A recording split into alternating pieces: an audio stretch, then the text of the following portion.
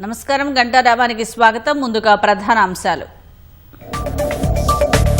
Hormuz పై Iran కు Trump ultimatum, ఒప్పందం చేసుకోకుంటే టెహ్రాన్ను తుడిచిపెట్టేస్తామని హెచ్చరిక.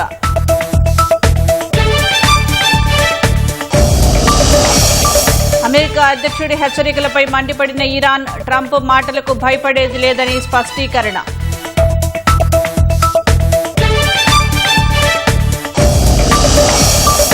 ఆఫ్ఘనిస్తాన్లో కొనసాగుతున్న వరద బీభత్సం, 110కి పెరిగిన మృతుల సంఖ్య, మరో 7 గల్లంతు.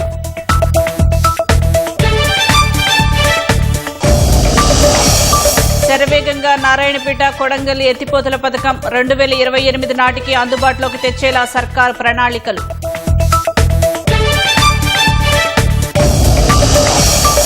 కేరళ సీఎం విజయన్ విమర్శలపై రేవంత్ రెడ్డి లేఖాస్త్రం, యూడీఎఫ్ ఘనతలను ఎలా ఖాతాలో వేసుకుంటారని ప్రశ్న.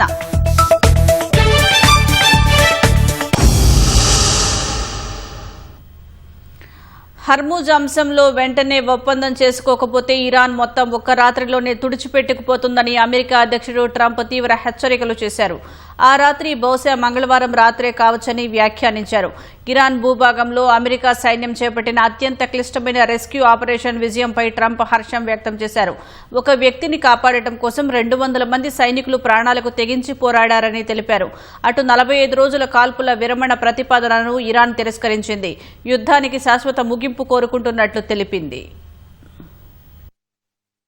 ఇరాన్ తన మొండి వైఖరిని వేడుకుంటే పౌర మౌలిక సదుపాయాలపై భీకర దాడులు చేస్తామని అమెరికా అధ్యక్షుడు డొనాల్డ్ ట్రంప్ హెచ్చరించారు. శ్వేతసౌధంలో మీడియాతో మాట్లాడిన ట్రంప్ F-15 పైలట్ కోసం చేపట్టిన ప్రమాదకరమైన రెస్క్యూ ఆపరేషన్ను ప్రశంసించారు. ఒక్క వ్యక్తిని రక్షించడం కోసం 200 మంది సైనికులు వెళ్లారని తెలిపారు. సైనిక ఆపరేషన్ల గురించి ఎవరో లీక్ చేయడంతో ఈ పరిస్థితి వచ్చిందని అనుమానం వ్యక్తం చేశారు. ఆ వ్యక్తిని త్వరలోనే అరెస్టు చేసి కఠినంగా శిక్షిస్తామన్నారు. గల్లంతైన పైలట్ ను కాపాడేందుకు వెళ్లిన ఆపరేషన్ గురించి కూడా వార్తలు రాసి పైలట్ సహా 100 మంది అమెరికా సైనికుల ప్రాణాల్ని ప్రమాదంలో పడేశారని ఆరోపించారు. ప్రభుత్వంపై వ్యతిరేకత వల్ల తమ దేశంపై బాంబులు వేయాలని ఇరాన్ ప్రజలే స్వయంగా తమను కోరుతున్నారని తెలిపారు. అమెరికా కాలమానం ప్రకారం ఇవాళ రాత్రి 8 గంటల్లోపు, అంటే భారత కాలమానం ప్రకారం రేపు ఉదయం 5:30 గంటల వరకు ఒప్పందానికి రాకపోతే ఇరాన్ మొత్తం ఒక్క రాత్రిలో తుడిచిపెట్టుకుపోతుందని హెచ్చరించారు. Where we're doing unbelievably well at a level that nobody's ever seen before. The entire country can be taken out in one night, and that night might be tomorrow night. I gave them an extension. They asked for an extension of 7 days, right? I said, Steve, give them 10 days. They have till tomorrow. Now we'll see what happens. We're going to find out. We're getting the help of some incredible countries that want this to be ended because it affects them also. A lot of people are affected by this. But we're giving them till tomorrow, 8 o'clock Eastern Time. And after that, they're going to have no bridges. They're going to have no power plants. Stone Ages, yeah. Stone Ages.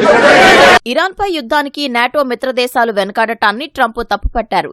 దక్షిణ Korea, Australia, Japan వంటి దేశాలు సహాయం చేయలేదంటూ మండిపడ్డారు. ఉత్తర Korea నుంచి రక్షించడానికి జపాన్లో 50,000 మందిని, దక్షిణ కొరియాలో 45,000 మంది సైనికులను అమెరికా మోహరించిందని వివరించారు. మరోవైపు మధ్యవర్తులు ప్రతిపాదించిన 45 రోజుల కాల్పుల విరమణ ఒప్పందాన్ని ఇరాన్ తిరస్కరించింది. యుద్ధానికి శాశ్వత ముగింపును మాత్రమే తాము కోరుకుంటున్నామని, మళ్లీ దాడులు జరగవనే గ్యారంటీ ఉంటేనే ఒప్పందం కుదుర్చుకుంటామని ఇరాన్ స్పష్టం చేసింది. గతంలో చర్చలు జరుగుతున్న సమయంలోనే అమెరికా 2 సార్లు దాడులు చేయడంతో ట్రంప్పై తమకు నమ్మకం పోయిందని తెలిపింది. ఈ విషయాన్ని పాకిస్తాన్ ద్వారా అమెరికాకు తెలియజేసింది. ఈ సందర్భంగా 10 డిమాండ్లను అమెరికా ముందు ఉంచినట్లు తెలుస్తోంది. ఆంక్షలను ఎత్తివేయటం, పునర్నిర్మాణానికి సంబంధించి పలు నిబంధనలు ఇందులో ఉన్నాయి. అటు Iran supreme leader Ayatollah Mojtaba Khamenei తొలిసారిగా ఒక లిఖితపూర్వక ప్రకటన విడుదల చేశారు. ఇజ్రాయెల్ దాడుల్లో IRGC నిఘా విభాగాధిపతి మేజర్ జనరల్ మాజిద్ ఖాదేమీ మృతి చెందడంపై సంతాపం వ్యక్తం చేశారు. దేశం కోసం ప్రాణాలర్పించిన యోధుల సరసన ఖాదేమీ చేరారని, ఇలాంటి దాడులు ఇరాన్ దళాల స్థైర్యాన్ని దెబ్బతీయలేవని ఖమేనీ పేర్కొన్నారు. మీడియా సమావేశంలో అమెరికా అధ్యక్షుడు డొనాల్డ్ ట్రంప్ చేసిన హెచ్చరికలకు భయపడేది లేదని ఇరాన్ స్పష్టం చేసింది. ఆయన హెచ్చరికలు అమెరికా, ఇజ్రాయెల్ దళాలకు వ్యతిరేకంగా కొనసాగుతున్న దాడులపై ఎలాంటి ప్రభావం చూపబోవని ఇరాన్ ప్రభుత్వం మీడియా పేర్కొంది. వరుస సైనిక వైఫల్యాలతో ట్రంప్ బాధ్యతారాహిత్యమైన బెదిరింపులు, ఆధారాలు లేని ఆరోపణలు చేస్తున్నారని Khatam al Anbiya central headquarters ప్రతినిధి చెప్పినట్లు ప్రెస్ టీవీ వెల్లడించింది. ట్రంప్పై Iran parliament speaker Mohammad Bagher Ghalibaf సలహాదారు మొహదీ మహ్మదీ మండిపడ్డారు. ఇరాన్ ముందు లొంగిపోవడానికి ట్రంప్నకు కేవలం 20 గంటల సమయం మాత్రమే ఉందన్నారు. లేని పక్షంలో అతని మిత్రదేశాలు రాతి యుగానికి చేరుకుంటాయని హెచ్చరించారు. తాము వెనక్కి తగ్గేది లేదన్నారు. పశ్చిమాసియాలో యుద్దం వల్ల ప్రపంచవ్యాప్తంగా ఇంధన సంక్షోభం తలెత్తడంతో పాకిస్తాన్ ప్రభుత్వం కఠినమైన పొదుపు చర్యలను ప్రకటించింది. ఈ నిబంధనలు ఇవాళ్టి నుంచి అమల్లోకి రానున్నాయి. పాకిస్తాన్ వ్యాప్తంగా అన్ని షాపింగ్ మాల్స్, మార్కెట్లను రాత్రి 8 గంటలకల్లా మూసివేయాలని ఆ దేశ ప్రధాని షహబాజ్ షరీఫ్ ఆదేశించారు. రెస్టారెంట్లు, హోటళ్లు, బేకరీలు, ఇతర తినుబండారాల దుకాణాలకు రాత్రి 10 గంటల వరకు మాత్రమే అనుమతి ఉంటుందని పేర్కొన్నారు. మ్యారేజ్ హాళ్లు, ప్రైవేటు ప్రాపర్టీలు లేదా ఇళ్లలో కూడా రాత్రి 10 తర్వాత వివాహ వేడుకలు జరపడంపై నిషేధం విధించారు. మెడికల్ షాపులు, ఫార్మసీలకు ఈ ఆంక్షల నుంచి మినహాయింపు ఇచ్చారు. గిల్గిత్, ముజఫరాబాద్లలో ప్రజా రవాణాను 1 నెల పాటు ఉచితం చేశారు. దీనికయ్యే ఖర్చును పాక్ ప్రభుత్వమే భరిస్తుంది. ఖైబర్ పఖ్తూన్ఖ్వాలో కొన్ని విభాగాలకు రాత్రి 9 గంటల వరకు మినహాయింపు ఇచ్చారు. పశ్చిమాసియాలో యుద్దం వల్ల ఇంధన సరఫరా నిలిచిపోవడంతో విద్యుత్, చమురు వినియోగాన్ని తగ్గించే లక్ష్యంతో పాకిస్తాన్ ఈ చర్యలను చేపట్టింది. ఆఫ్ఘనిస్తాన్లో వరదలు, కొండచర్యలు విరిగిపడుతున్న ఘటనల్లో మృతుల సంఖ్య 110కి పెరిగిందని అధికారులు తెలిపారు. మరో 7 గల్లంతయ్యారని వెల్లడించారు. ఇంకా భారీ వర్షాలు కురిసే అవకాశం ఉందనే అంచనాలతో ప్రజల్లో ఆందోళన వ్యక్తమవుతోంది. 12 రోజుల క్రితం ఆఫ్ఘనిస్తాన్ వ్యాప్తంగా ప్రారంభమైన తుపాన్లు, భారీ వర్షాలు దేశంలోని 34 రాష్ట్రాల్లోనూ ప్రభావం చూపాయి. గత 24 గంటల్లోనే 11 మంది చనిపోగా 6 గాయపడ్డారని ఆఫ్ఘనిస్తాన్ విపత్తు నిర్వహణ అథారిటీ తెలిపింది. వేరువేరు ఘటనలలో 7 వ్యక్తులు గల్లంతయ్యారని పేర్కొంది. వర్షాలు, వరదల కారణంగా గత 12 రోజుల్లో 110 మంది మరణించగా 160 మంది గాయపడ్డారు. 958 ఇళ్లు పూర్తిగా, 4155 ఇళ్లు పాక్షికంగా దెబ్బతిన్నాయి. 325 కిలోమీటర్ల మేర రోడ్లు ధ్వంసమయ్యాయి. మంగళవారం కూడా దాదాపు అన్ని ప్రాంతాలకు అధికారులు వాతావరణ హెచ్చరికలు జారీ చేశారు. నదులు, వరదలు వచ్చే అవకాశం ఉన్న ప్రాంతాలకు దూరంగా ఉండాలని ప్రజలను హెచ్చరించారు. గత పాలకుల ఘనత కూడా మీ ఖాతాలో వేసుకోవడం సమంజసమేనా అంటూ కేరళ సీఎం పినరయి విజయన్కు సీఎం రేవంత్ రెడ్డి బహిరంగ లేఖ రాశారు. నీతి ఆయోగ్ 2023-24 సుస్థిరాభివృద్ధి లక్ష్యాల సూచీలో కేరళ తొలి స్థానం దక్కడంలో కాంగ్రెస్ నేతృత్వంలోని యూడీఎఫ్ కృషి కూడా ఉందని గుర్తించాలని ముఖ్యమంత్రి సూచించారు. గత ప్రభుత్వాల కష్టాన్ని మీ ఖాతాలో వేసుకోవడం సమంజసం కాదని కేరళ సీఎం విజయన్పై విమర్శలు గుప్పించారు. ఈ అంశాలపై ఇవాళ తిరువనంతపురంలో చర్చించడానికి సిద్ధంగా ఉన్నానని, చర్చకు రావాలని పినరయిని సీఎం రేవంత్ ఆహ్వానించారు. పేదరికం, అక్షరాస్యత, శిశు మరణాల రేటు, ఉద్యోగులకు జీతాల చెల్లింపు తదితర అంశాలపై కేరళ, తెలంగాణను పోల్చుతూ ఎక్స్ వేదికగా పినరయి చేసిన వ్యాఖ్యలు, విమర్శలకు స్పందిస్తూ రేవంత్ రెడ్డి బహిరంగ లేఖ రాశారు. 70 ఏళ్ల కేరళ ప్రస్థానాన్ని 28 నెలల తెలంగాణ కాంగ్రెస్ పాలనతో పోల్చడం సరికాదని పేర్కొన్నారు.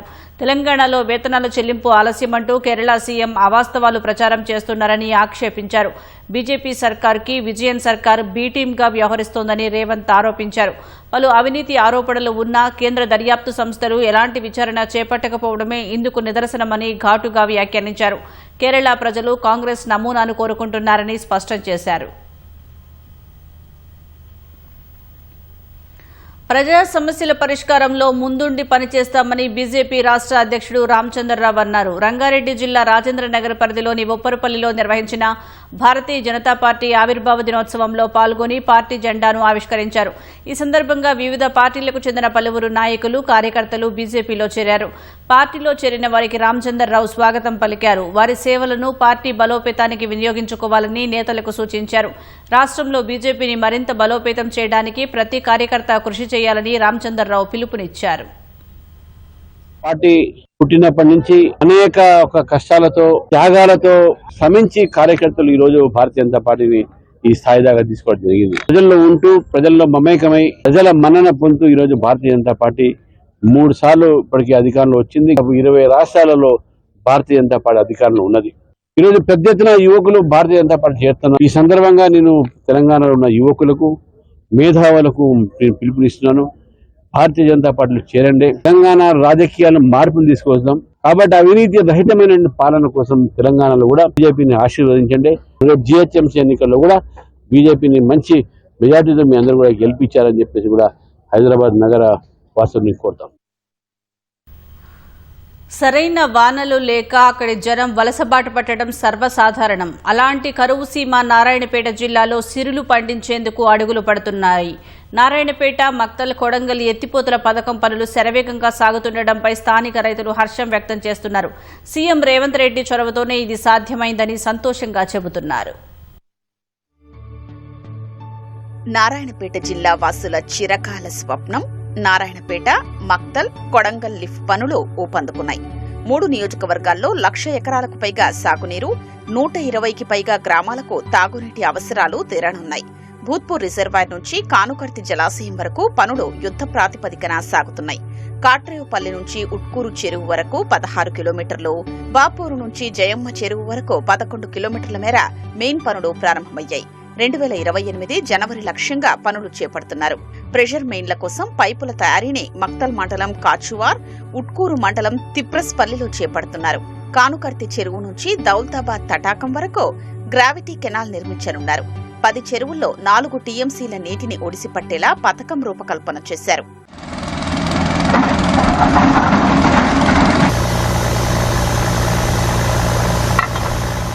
గౌరవ ముఖ్యమంత్రి రేవంత్ రెడ్డి గారు మక్తల్, నారాయణపేట, కొడంగల్ ఎత్తిపోతల పథకం చేపడతామని చెప్పడం జరిగింది. చెప్పిన మాట ప్రకారం తక్షణమే జియో కాపీని రిలీజ్ చేసి నిధులు మంజూరు చేసి పనులు కూడా స్టార్ట్ చేశారు.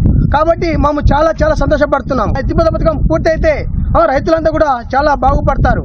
లక్షలాది ఎకరాలు కూడా సస్యశ్యామలం అవుతాయి. ఇక్కడ ఎవరైతే భూములు కోల్పోతున్నారో ఆ రైతులు కూడా ఎకరాకి 20 లక్షలు ఇవ్వడం కూడా చాలా సంతోషం. మక్తల్, నారాయణపేట, కొడంగల్ ఎత్తిపోతల పథకాన్ని పూర్తి చేసి సాగునీరు అని చెప్పి విజ్ఞప్తి చేస్తా ఉన్నాం. మక్తల్, నారాయణపేట, కొడంగల్ ఎత్తిపోతల పథకం పనులు అత్యంత చురుగ్గా వేగంగా కొనసాగుతున్నాయి. ముఖ్యమంత్రి రేవంత్ రెడ్డి గారు కొడంగల్ ఎమ్మెల్యే కావడం మన అదృష్టము.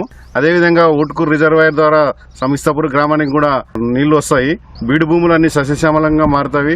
ప్రాంతమంతా సుభిక్షంగా కొనసీమలాగా మనకు అభివృద్ధి పథంలో నడుస్తుందని తెలియజేసుకుంటున్నాం. రిజర్వాయర్లు, అప్రోచ్ కెనాల్, పంప్ హౌస్ లో పైప్ లైన్లు, విద్యుత్ ఉప కేంద్రాలు, ఇతర అవసరాలకు 6,000 ఎకరాలు అవసరం కాగా ఇప్పటి వరకు 1,400 ఎకరాలు సేకరించారు. ప్రాజెక్టు అంచనా వ్యయం 4,350 కోట్లు కాగా 2026-27 బడ్జెట్లో 1,103 కోట్లు కేటాయించారు. 40 ఏళ్లుగా కృష్ణా జలాల్ని నారాయణపేట, కొడంగల్ ప్రాంతాలకు తరలించాలన్న డిమాండు సీఎం రేవంత్ రెడ్డి చొరవతో సాకారం కాబోతోందని అన్నదాతలు ఆనందం వ్యక్తం చేస్తున్నారు. సీఎం ప్రత్యేక దృష్టి సారించి నిధులు చకచకా విడుదల చేయడం వల్లే పనులు ఊపందుకున్నాయని జలసాధన సమితి సభ్యులు, ఆయకట్టు రైతులు చెబుతున్నారు.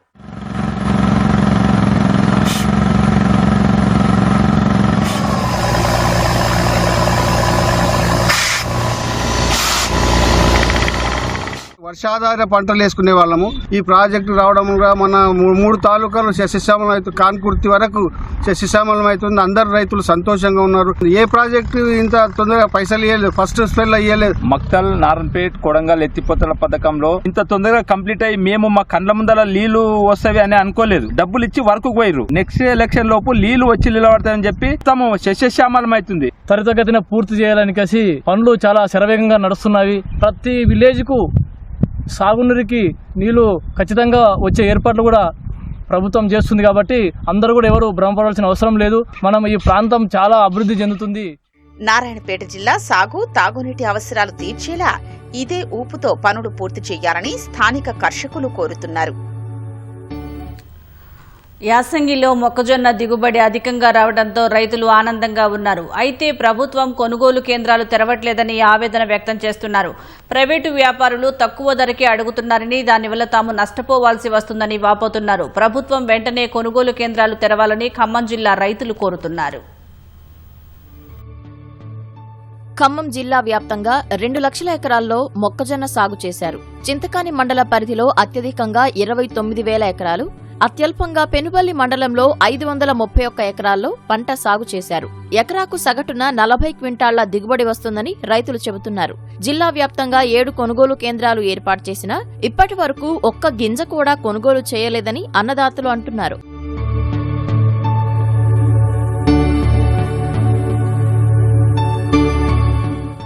నిబంధనల పేరుతో అధికారులు కొర్రీలు పెడుతున్నారు. ఖమ్మం జిల్లా వ్యాప్తంగా ఎకరానికి 40 క్వింటాళ్ల చొప్పున దాదాపుగా 80.24 లక్షల క్వింటాళ్ల దిగుబడి వచ్చే అవకాశం ఉంది. కానీ ప్రభుత్వం ఎకరాకు 26 క్వింటాళ్లు మాత్రమే కొనుగోలు చేస్తామని మెలకపెడుతోంది. ఇదే జరిగితే మార్క్ఫెడ్ ద్వారా 52.16 లక్షల క్వింటాళ్లు మాత్రమే సర్కారు కొంటుంది.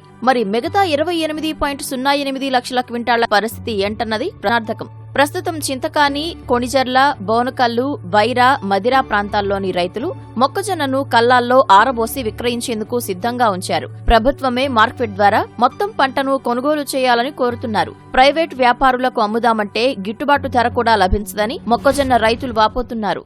ఈ మొక్కజొన్నలు మేము 10 ఎకరాలు వేసామండి. ఎకరానికి 40 క్వింటాల దిగుబడి వచ్చింది.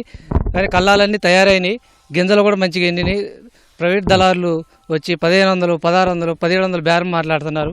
అవి డబ్బులు కూడా 4 రోజులు చెబుతున్నారు. అవి వస్తాయో రావో కూడా నమ్మకం తక్కువ అండి. గవర్నమెంట్ వాళ్ళు రైతులను ఆలోచించి తొందరగా రైతు కేంద్రం, ఇది మొక్కజొన్న కొనుగోలు కేంద్రం పెడితే రైతులు కూడా సంతోషపడతారు. మా రాఘవపురం గ్రామంలో సుమారు 450 ఎకరం మట్టికి మొక్కజొన్న సాగు చేశారు. ఈ రాఘవపురం గ్రామంలో అందరూ సన్నకారు రైతులు. ఇప్పటికే ఎకరానికి 40,000 నుంచి 50,000 దాకా పెట్టుబడి పెట్టారు. ఈ సమయంలో మార్కెట్ ద్వారా మొక్కజొన్న కొనుగోలు చేస్తామని స్టేట్మెంట్ ఇచ్చినప్పటికీ అది ఎక్కడ ఆచరణ సాధ్యపడట్లేదు. సొసైటీ వారు కూడా కొనుగోలు కేంద్రం ప్రారంభించి వారం రోజులు అవుతుంది. ఎక్కడా కానీ ఒక గింజ కొన్న దాఖలాలు లేవు. బయట వ్యాపారస్తులు 1700, 1800 అడుగుతున్నారు. ఈ 1800, 1700కి రైతుకు నష్టమే వస్తుందండి. అదే గవర్నమెంట్ కొంటే కొద్దిగా ఇబ్బంది లేకుండా ఉంటుంది. వాళ్ళు కూడా కొనే ప్రపోజల్ అయితే ఏమి లేవు. కొంటామంటున్నారు కానీ కొంటలేదు. ఈ తక్షణమే గవర్నమెంట్ కొనాలని రైతుల తరఫున విజ్ఞప్తి చేస్తున్నాం. ప్రభుత్వం కొనుగోలు కేంద్రాలు ప్రారంభిస్తే పెద్ద మొత్తంలో మొక్కజొన్న విక్రయించేందుకు రైతులు సిద్ధంగా ఉన్నారు. అధికారులు స్పందించి ప్రభుత్వం ప్రకటించిన 2,400 రూపాయల ధరకే కొనుగోలు చేయాలని అన్నదాతలు డిమాండ్ చేస్తున్నారు. నానా కొర్రీలతో మార్కెట్ అధికారులు మక్కలు కొనుగోలు చేయడం లేదని రైతులు ఆవేదన వ్యక్తం చేస్తున్నారు. ఇటీవల జనగామ జిల్లా స్టేషన్ గన్పూర్ వ్యవసాయ మార్కెట్లో మార్కెట్ కొనుగోలు కేంద్రం ఏర్పాటు చేశారు. కేంద్ర ప్రభుత్వం నిర్దేశించిన మొక్కజొన్న మద్దతు ధర క్వింటాల్కు 2,400 వస్తుందనే ఆశతో పంట తెచ్చిన రైతులు ఉసూరుమంటున్నారు. బూజు, తేమ ఉందనే కారణాలతో పంట కొనుగోలు చేయడం లేదని సాగుదారులు ఆరోపిస్తున్నారు. మార్కెట్లో మక్కలు విక్రయించడం ప్రహసనంలా మారిందని గగ్గోలు పెడుతున్నారు. సంబంధిత అధికారులు మాత్రం నాణ్యమైన పంటను నిబంధనల మేర కొనుగోలు చేస్తున్నామని రైతులెవరూ ఆందోళన చెందొద్దని భరోసా ఇస్తున్నారు. కొనుగోలంటే ఇలా ఫంగస్ ఉన్నాయి అంటాడు, పెద్దగా ఉంటేనో ఇరిగినాయి అంటాడు, చిన్నగా ఉంటేనో ఫంగస్ అంటాడు. ఇప్పటి వరకు కూడా నువ్వు ఎవరో చెప్పుకుంటావు చెప్పుకోపో, నీ కొనాను నువ్వేం చేసుకుంటావు చేసుకోపో అని వాళ్ళు అన్నారు. వాళ్ళు మాకు కొనరు అంతే కుమ్మక్క అయిపోయింది. వాళ్ళు ఇంతో దళారులు వీళ్ళు మొత్తం కుమ్మక్క అయిపోయింది. మార్కెట్ డిఎం సెలెక్ట్ చేసుకొని పోతాడు. ఆయన మొకే తెలియదు, పోయిన వస్తాడు, ఆయన పోయి నేను వచ్చాడు. తూర్పాలు పట్టిన తర్వాత ఫంగస్ అంటున్నాడు. ఫంగస్ ఎక్కడ సార్ అని అంటే మామూలుగా రిజెక్ట్ చేసిండు, పక్కకు పెట్టిండు. అది అట్లే ఉన్నది. అప్పటి నుండి ఇప్పటి వరకు అట్లే ఉన్నాయి. గట్టిగా అడిగితే మేము ఏం చేస్తారో చేసుకోవాలి, మీరు ఓన్లీ ఇక్కడ నుంచి అన్నట్టు మాట్లాడతాం. ఇక్కడ వచ్చేసి చాలా వరకు మెషిన్ కటింగ్ తో వస్తున్నారు ఫార్మర్స్. దానివల్ల చాలా బూజు వచ్చింది. ఫంగస్ ఉంటే గోడౌన్కి వెళ్తే రిజెక్ట్ అవుతాయి. కాబట్టి ఇక్కడే మాయిశ్చర్ కానీ ఫంగస్ కానీ ఎవరు ఉంటే వాళ్ళు క్లియర్గా చెప్పేసి నామ్స్ ప్రకారం ఎఫ్ఏక్యూ పారామీటర్స్ రీచ్ అయిన కానీ కొనుగోలు చేస్తున్నాం. ఫంగస్ ఉంటే గోడౌన్కి వెళ్తే ఇక్కడ స్టాగ్నేట్ చేయలేదు కాబట్టి అటువంటి బస్తాలను రిజెక్ట్ చేస్తారు. కాబట్టి ఏదైనా ఉంటే ఇక్కడే రైతులకి వివరించి చెప్తున్నాం. ఎఫ్ఏక్యూ పారామీటర్స్ ఏవైతే ఉన్నాయో అవన్నీ కొనుగోలు చేస్తున్నాం. ఇప్పటివరకు 8,000 బస్తాలు లిఫ్ట్ చేసినాము. 92 మంది రైతుల దగ్గర నుంచి కొనుగోలు కూడా జరిగినది. 14 మాయిశ్చర్ లోపు బిలో ఉంది. ఫంగస్ ఎటువంటి లేకుండా ఉంటే క్వాలిటీ పరంగా ఉంటే కొనుగోలు చేయడం జరుగుతుంది.